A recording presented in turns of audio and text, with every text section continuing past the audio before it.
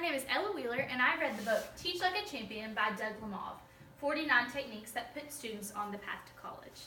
So this book is divided into 12 chapters. Chapters 1 through 7 lay out these 49 techniques, and then chapters 8 and 9 are ways to pace and learning how to question our students effectively. And then part 2 of the book is chapters 10 through 12, and these give critical skills and techniques on how to teach reading effectively to our students. So today I'm going to focus more on these 49 techniques that Lemov lays out in this book, because these are really concrete techniques that we can use. Lemov really stresses in the introduction of the book that these are concrete and specific techniques that we can use and put into play tomorrow, and not in the near future or something over time, but it's something that we can start using tomorrow in our classrooms. So first, he divides the techniques into chapters. So chapter 1 is these techniques are all about setting high expectations for our students. So Lemov explains that time and time again that high expectations serves as the most reliable motivator and driver for students to help students achieve. I'm a special education major, and I actually found an article about students with learning disabilities. And it was actually found in this study that they did with these children that a major attribute and predictor of college success were the higher expectations that were set for them in high school. So I thought that was really interesting and really proves that these techniques are really important. So the first one of these is no opting out, letting our students know that they have to try, and not trying is not acceptable. Letting them know that right is right.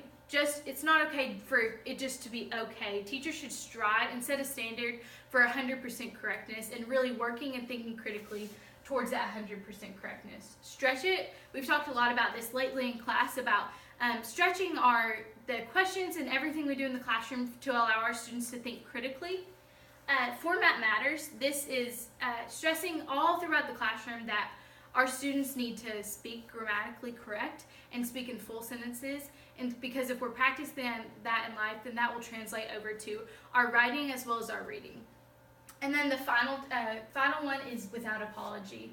This technique was really interesting to me. You know, you so often hear teachers say, I know this is boring, but we have to get through this material. And Lemov really stresses to not do that at all, and say that make the most boring material to you the most exciting to your students. So chapter 2, techniques 6 through 11, these are planning that ensures academic achievement. So all of these techniques are done before you enter the classroom. These are things such as beginning with the end, and this is where you cover any material that the students may not have mastered the day before. This is also post it. This is where you post any objectives visually for the students to see every day, a reminder of what they're learning. These 4 M's, this is when you're planning.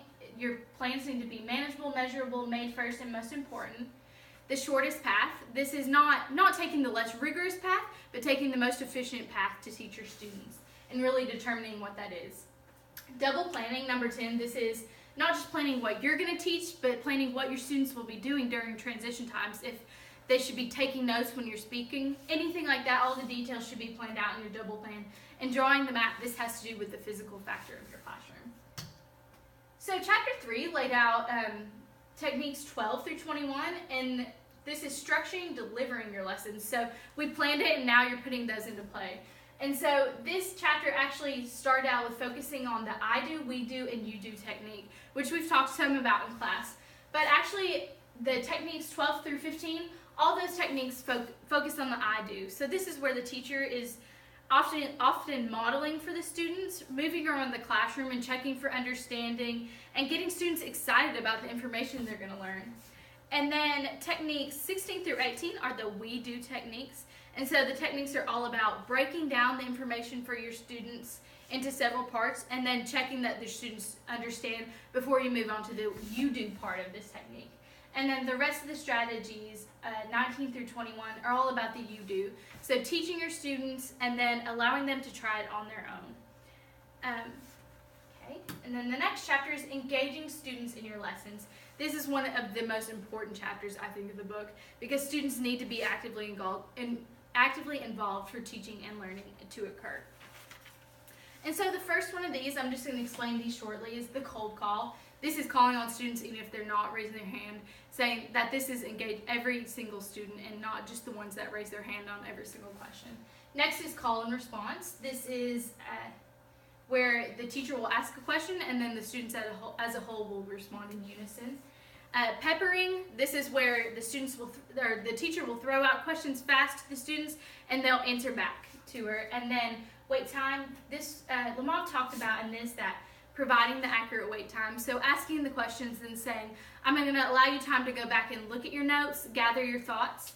And then actually 26 really is kind of the same as 25. This is where you allow your students to write out their thoughts and really comprehend what they're saying. And then you come back to discussion and allow them to talk after they've gathered their thoughts in writing. And then the last one is Vegas. Lemov, this one was one of my favorite ones. It's the shine of your lesson or the sparkle of your lesson, he said.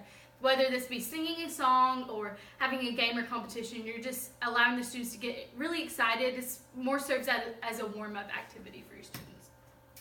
Chapter 5 is creating a strong classroom culture.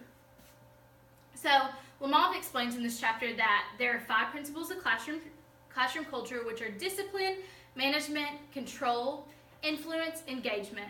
And then these 8 techniques are how to establish your strong classroom culture. So this is all about your entry routine when you come to the classroom, the emotion or how you act when you come in every single morning, setting the high standards for your students like we talked about in chapter 1, allowing them to be organized and making them stay on top of things all the time. And then also 35, the last one, is teaching how to, or praising your students and acknowledging them for going beyond your expectations.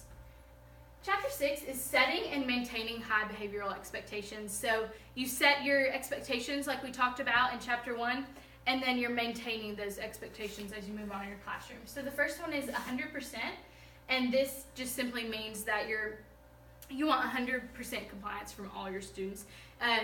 Nothing less than 100% compliance of your students is acceptable. Next is what to do, and this talks about that you need to make sure your directions are given clearly and they're useful to your students, because compliance usually is due to incompetence and not just straight out there being defiant to you.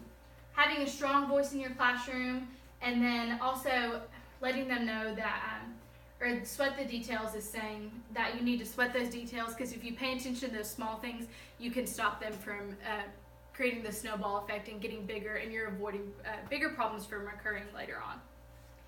So the last chapter that presented the techniques were building character and trust in your students.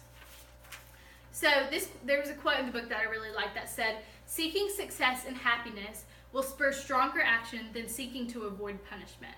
So this basically means that your interventions will be more effective if they're positive for your students. This doesn't mean that you don't need to have any punishments, but making them positive and using positive reinforcement in your classroom.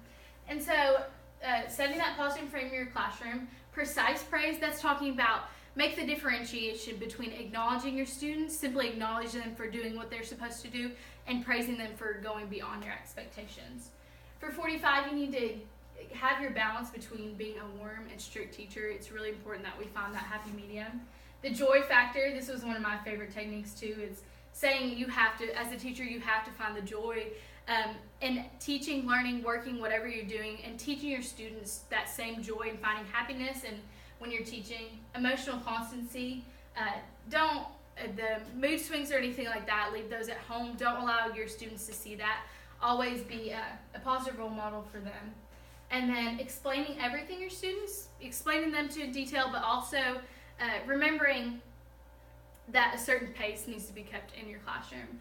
And then the final technique was normalizing error, letting your students be aware that errors are going to occur when you're trying and working in your classroom, when you're thinking critically. But so know that those are normal, but I'll also always respond with correction and instruction to your students. So I'm going to close. One of the articles I read had a really interesting statistic that said by 2018, 62% of jobs in the U.S. will require a college degree. And the U.S. is not prepared and will be facing a shortage of about 16 to 23 million college-educated adults by 2025. So I think that these techniques that Lemov gave us are concrete and great ways to prepare our students for going to college and being successful in their college careers.